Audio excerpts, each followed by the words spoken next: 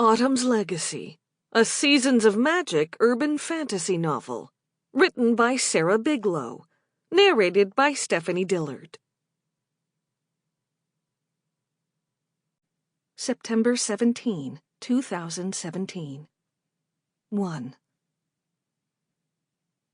Giving the place I'd called home for the last 6 years one last look, I climbed behind the driver's seat of the rental truck.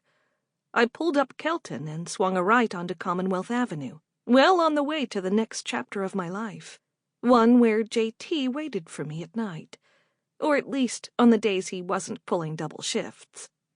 "I'm proud of you," Dad said from the passenger seat. I glanced at him as I eased to a stop at a red light.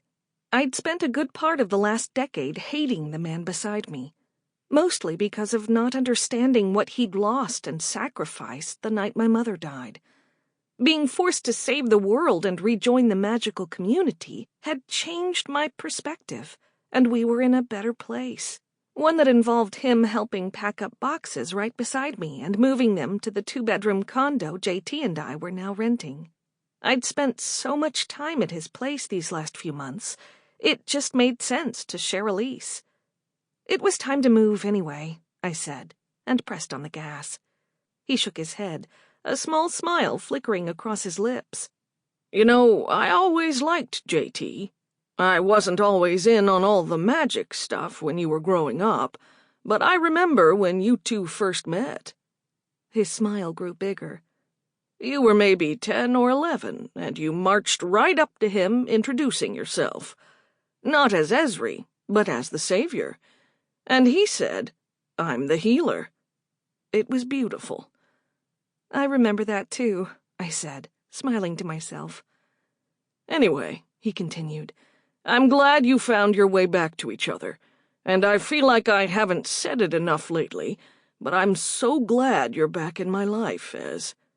"I am too, Dad, and I'm sorry for shutting you out for so long.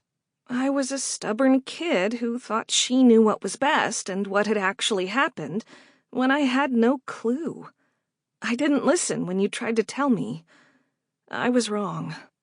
"I know your mother would be proud of the woman you've become, too," he said, his expression going misty-eyed. "I know she is." I hadn't gotten up the nerve to tell him that 6 months ago I'd communed with her spirit, or at least a part of her magic she'd left behind for me. I also didn't have the heart to tell him she was gone for good now, sacrificing herself a second time to save me and help stop. Sample complete. Ready to continue?